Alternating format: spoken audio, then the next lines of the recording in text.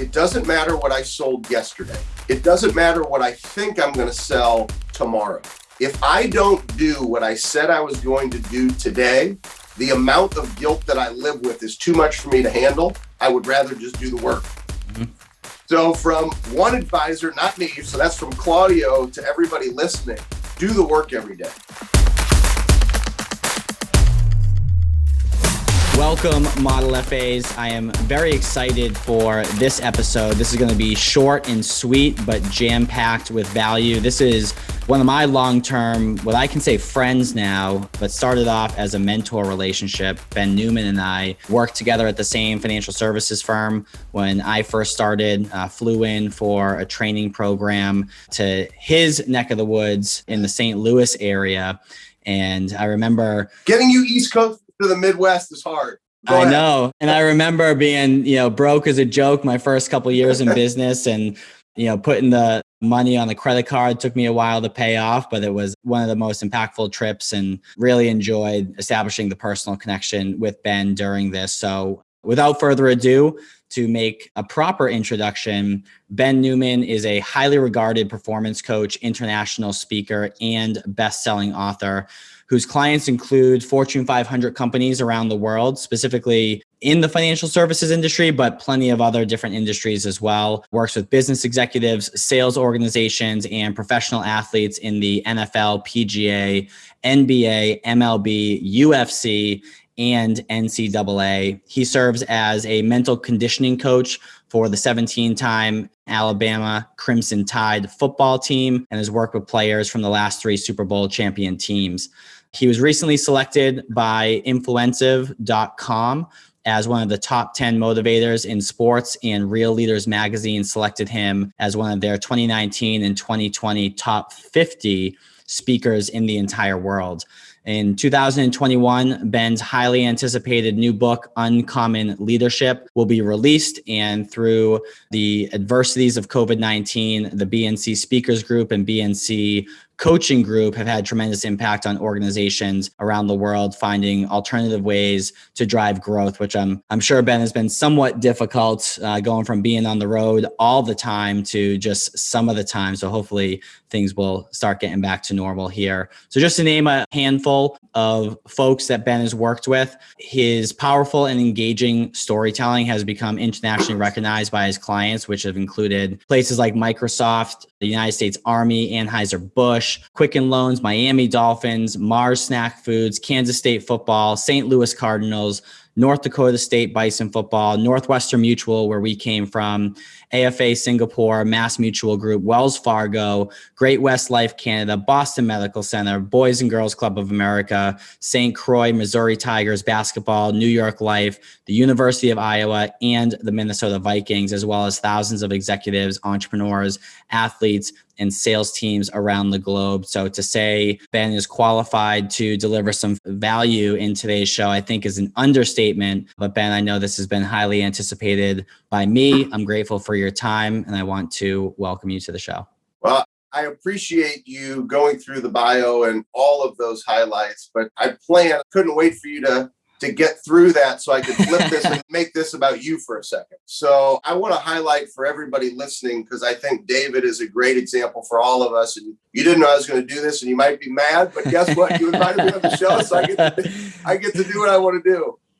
I can't tell you the number of people who have come to boot camps. I mean, we had over 1,000 people that came, to boot camps when it was all, said and done. And I think of the number of people who had big visions and they had big dreams, or I'll speak one day, or I'll own this kind of a company. And one thing I always loved about you, David, was your consistency. Because it used to be we'd have occasional Facebook message here and now and then. We never lost contact. But recently it's been great because I've been able to see more of the journey you've been on to truly commit to making a difference in financial services. But you told me you were going to do that at boot camp. And so for everybody listening, I want you all to remember that no matter what your dreams are possible when you believe enough in yourself to put a couple grand on a credit card and you put action. And I'm not talking about occasional action. It's consistent action repeated over and over and over again behind what you want that vision to be. And I think one of the other things that you've done is you've always surrounded yourself with people who believed and supported you. And I look at the growth that Model FA has had, from mergers and acquisitions to finding the right team to due diligence. It's really a great case study for anybody listening, that you got to slow down and do things right. And you always have to put hard work behind your beliefs and the design of what you believe is possible for you. So I may flip this into an interview about you, but I highlight that because it's so oftentimes, I hear people say, here's what I want to do, or here's what I go on. And I love hearing people's vision. When I go have a conversation with their action 5 years, 10 years later, it's completely different than what right? That conversation with the action is the real story. And your story has alignment of action to vision, and it's why you're doing what you're doing. So I really just love watching your continued growth. Well, so there, you got a bio for you, longer than the bio you gave me. Well, I appreciate that. And as I said, this would be short and sweet. So that's the episode. We're done. So Ben, obviously we're both, for lack of a better way to put it, right, we're coaches. And as we walk through this conversation, obviously the main listenership that we have is within the financial advisor community. So I'm always curious, what's the number one thing that you find that advisors specifically struggle with? The seduction of success. Tell me more about that.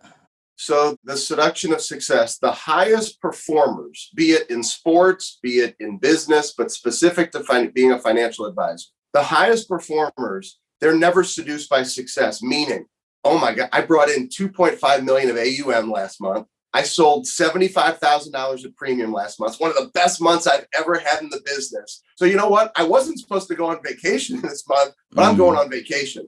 And sometimes, David, it's not even a physical vacation where you go to your favorite location. It's I'm not going to work vacation. I'm going to show up to the office. I'm just going to hang out. And you pull away from the disciplines. You become seduced by the success because the business is so hard. We don't like hearing no's. And some of us forget that no's is one of the most critical components of this business, how you respond to them, how you handle them.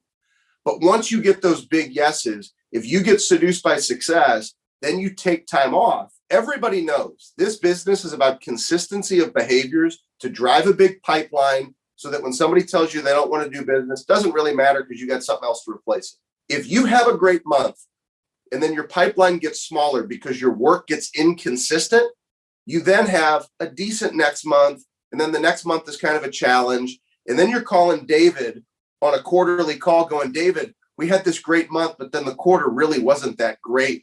Why wasn't it? Well, you stopped doing what you were supposed to do. That's called being seduced by success. So it's interesting. I would say the first maybe 3 or 4 years that I was an advisor, and I really didn't start getting my stuff together until the last few years, I was the most consistent, inconsistent person I think that you've come across at that stage in my life. And I feel like something bad would always happen when I would be seduced by success. So I'd have a great month or, whatever the scenario is, and I'd go on that vacation or I'd take that mental vacation. And then the following month, it was almost like the universe was punishing me for celebrating too early and prematurely. So I guess my follow-up question would be, because I know what I did to overcome it, but I'm curious from your perspective, how do you help folks overcome temptation to be seduced by success and celebrate prematurely while taking their foot off the gas? Yeah, I'll share a story to highlight this point. So I have the blessing of coaching one of the top financial advisors in the world. And this year, just to kind of give you an example, his goals are to bring in $40 million new money and to do $4 million of premium. That's just his personal production. And I remember having a conversation with him. We were driving down the street a handful of years ago. And I asked him, and he gives me permission to share that we work together. It's just a very strong relationship. And I remember saying to Claudio, Claudio, what makes you great? And he said, it doesn't matter what I sold yesterday. It doesn't matter what I think I'm going to sell tomorrow. If I don't do what I said I was going to do today, the amount of guilt that I live with is too much for me to handle. I would rather just do the work. So from one advisor, not me, so that's from Claudio to everybody listening, do the work every day.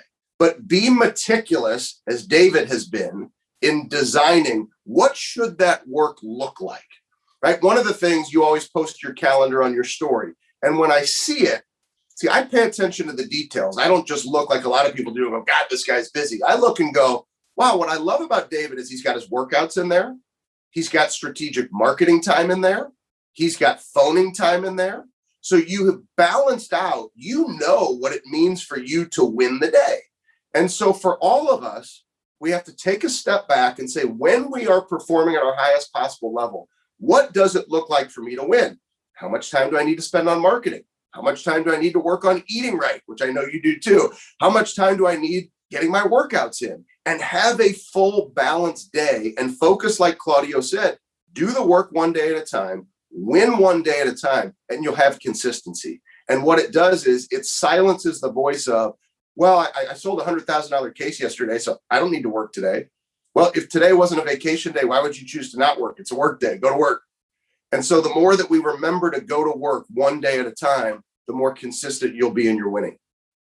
Hey, Model FAs, I know you're enjoying this conversation, but I wanted to take a quick break to talk to you about the Model FA Accelerator. This is a unique collaboration between us and you, where we help you build a financial advising practice that you can be proud of. We focus on the foundational concepts around how to pick a niche or a specialization, how to price your services, how to construct an offer that people are going to buy, and then how to market it and sell it in a way that'll get people to sign on the dotted line and become clients of your firm, all while giving you the information to scale and set up workflows and operational processes that will allow you to reclaim your time and build a practice that doesn't run you. So if you'd like to hear more about that, go to www.modelfa.com/accelerator or www.modelfa.com. Hover over Work With Us and click on Accelerator. Hope to see you in the program. So I couldn't agree with that more. I find when I'm operating at my best, or when the folks that I'm working with are operating at their best, they're typically the most confident.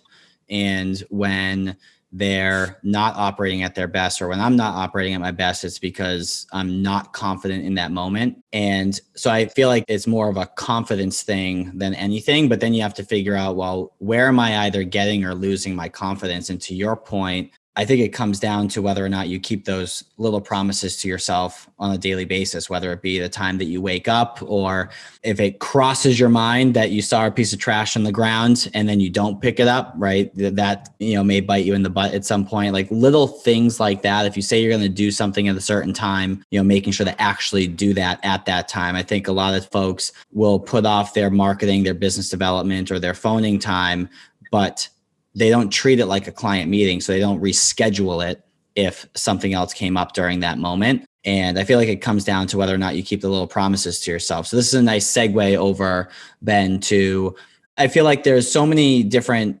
lists out there. So as an example, you have one that's called the Prize Fighter Day. We have one that's called the C3 list. Andy Frisella has one that's called the Power List. And I don't think that any of the lists are necessarily right or wrong. I think it's just a matter of picking one that works for you and actually following through with it. So can you tell us a little bit about the Prize Fighter Day and specifically the psychology behind it as to why it works and helps people get to that next level? Well, once again, I think your C3 Day, Andy's Power List, the Prize Fighter Day, they are all concepts that embrace that balance does exist in life. And I think there are far too many individuals, coaches particularly, that are teaching that balance doesn't exist, or leaders or managers, balance doesn't exist. We just work really hard and take time off. Well, we have to remember, as a leader, as a coach, as an example for somebody watching your behavior, what comes out of your mouth goes into your ears. That's what your beliefs are, and that's what drives your action. So I've always believed that you can have balance. I look at your calendar, you believe you can have balance. Andy Frisella believes that he can have balance. So a Prize Fighter Day breaks up your decisions that are 100% your control, not results, but your decisions personally, professionally, and in your service to others. So the personally could be, I need to work out, I need to eat right, and be present and focused with my family. If I do those three things personally, I know I've won the personal component of my day. Professionally, and I call them POCs, points of contact, text message, email, phone call, my voice in the marketplace, I'm open for business. So an advisor may say 20 POCs a day. If I do my 20 POCs a day, I can look in the mirror and say, I gave it my very best from a business standpoint. And as long as we give it our very best every day, nobody can ever take that away from us or ask any more of us than that. And then the final piece is the service-based piece, which Jon Gordon, arguably the greatest coach to ever coach anything, the UCLA basketball coach that won 10 championships in 12 years. He actually wrote more best-selling books in his 90s than 99% of best-selling authors. So hell of a thought leader. That's he wild. said, you cannot have a great day until you've done something for somebody else with no expectation of anything in return. Picking up that piece of trash, buying a cup of coffee for somebody anonymously, just doing some act of service. And the world needs people to love on people right now.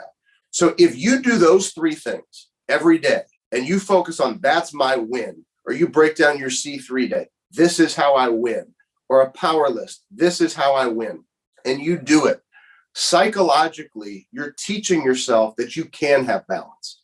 You can do all these things. And we all know it. Nobody believes that you can perform at your highest possible level by not eating well because you're living to your excuses, or not working out because you're busy working on a project. What a bunch of nonsense. Your confidence and your energy comes from the release of your endorphins, feeling great about yourself, honoring your commitments to yourself, showing up and being your best. We all know. So none of us, whether you're a coach, whether you're a leader, whether you're an advisor, we can't live to our feelings. We have to understand and identify the standard. And that's what the C3 does, Prize Fighter Day does. That's my standard. And I would rather live to my standard than live to my feelings. And if everybody wants it, because I know it's a shorter in terms of time, if everybody sends a text message to 314-274-6522, 314-274-6522, just the word burn, we'll send you a course for having me on the show, a Prize Fighter Day course, which will kind of break down for all of you how to build a Prize Fighter Day. And whether you take what you learned from that course and sink it into the C3 model makes no difference to me. But to spend that 20, 30 minutes breaking down what your standard truly is and what it means for you to win, it'll change your life. And I've seen you build what you built by living to that consistency every day. What I like about it, and there's similarities between all these lists, which is what can I do to move myself forward? What can I do to move others forward? What can I do to move my business forward? And I reflect back to any time I felt off kilter at all. I may have been, obsessive with my business, obsessive with, my body and working out and eating healthy. But if I wasn't communicating regularly with my family or spending that time with them, I just felt off. Or if I was making a bunch of money, but I was overweight because I was spending that money at restaurants where it wasn't the best, sort of food that I should be ingesting, I just felt off kilter. So I think it's, to your point, it's important to have that balance. Or I forget who had said this initially where I came across it, but more of a blended life. And it's more than possible. To your point, it's nonsense when people say that they can't. And what I like about this, or how this, I think, guarantees, or certainly almost guarantees that you can actually follow through on this, is two things. Number one, as you had alluded to, they're 100% in your control. So you're not saying book a certain amount of meetings. You're not saying lose a certain amount of weight. You're saying what's the input that I can control? That way it's just whether I did it or not. Right. And second is, if you wake up in the morning and like what your list is, but you haven't yet mapped out throughout your day when you're going to do it, the likelihood of you following through on that and not making excuses during the day is pretty small. So I'm a big believer in making sure that you're planning this stuff out the night before. So like I have my desk right here. It's like a black glass top and I got this white chalk marker where, to-do list is over here. So it's like, I know exactly what to do. I then put it into my calendar. So I'm almost like double planning and ensuring that stuff actually gets done. So that's the stuff that I would call it, and this is fully pun intended with my next question, this is what's required. I know what's coming now. You know where I'm going. So this is what's required to, I think, meet the somewhat minimum standard of your level of success. This is just to be a fully functioning human being that can more than pay their bills, love their family, and provide for others in their community and, whatever they're passionate about. But then you also have something that you call unrequired. And if I'm not mistaken, I saw on your Instagram story today, which, by the way, and you can give a plug once we wrap up, but it's at Continued Fight on Instagram. But you post on your Instagram story today, I'm pretty sure you're 636 days straight into what you call the unrequired. So I want to know specifically, what is the unrequired that you're referencing? And there's certainly physical benefits to this, but I'm more interested in understanding the mental benefits to doing what you call the unrequired. So my unrequired is my unrequired. So I will answer your question, but then I'm going to paint the picture for everybody to own what the unrequired means for them in their lives. So the unrequired for me from a physical standpoint, it's 10 exercises, all body weight. So, air squats, planking, jumping jacks, push-ups, all these different 10 exercises that take me 45 minutes. And I've done it for 636 straight days. And one of the reasons why I did that was after reading David Goggins' book, Can't Hurt Me. You can't not be motivated after that. You can't not be motivated after reading that book. And so, he challenges you in that book, and I accepted the challenges. And, what came from it was this unrequired mindset. And so I used to work out a lot, but not like I do now. And so the unrequired became the extra. So I no longer have days off. Those days I do the unrequired. Days that used to be lifting days, I lift and I do the unrequired workout. So the unrequired, it's the little bit extra that you're willing to do. And so the definition of unrequired are the things that other people can't see, they won't do, they don't want to talk about, that we as high performers choose to make a priority. And I've seen athletes embrace this. I've seen high performing advisors embrace this, and individuals in business. You take Mac Jones, it's been a blessing for me to work with Mac for 3 years, and I'll continue to work with him into the NFL. And he's getting ready to get drafted. He just had his pro day yesterday.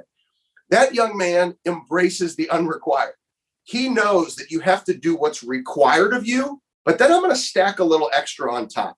Maybe it's breaking down a little extra game film. Maybe it's breaking down a little extra footwork drills, right? It's figuring out what's my extra. For a financial advisor, the periods of time where I struggled the most, I remember back in 2010, I had a period of time where I was writing game size NFL checks back to the company that I worked for. My accountant is saying to me, Ben, what's going on here? I have no clients that write checks back to the company they work for. And my behaviors were a little bit off. And so I had to recommit back to the behaviors, the 20 POCs for me, that was my very best. But then the unrequired would be an extra 2. And a lot of people think, oh my gosh, you're going to tell me to work a 36-hour day.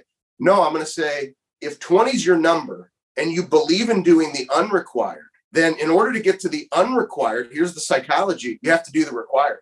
So you have to do your 20 before you can do the unrequired. And if the unrequired is the little bit extra that actually makes champions champions, whether it's at Alabama or it's with you inside your financial services organization, that extra 2 gets done once you do your 20.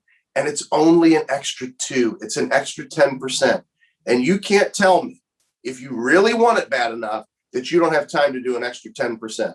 David, you have done the extra 10% for a long period of time. You haven't called it the unrequired. I've been looking at your calendar for years now when you've been posting it, and you've been doing the unrequired. You're doing more than other people. They don't even want to talk about it. They'll tell you they want to do it.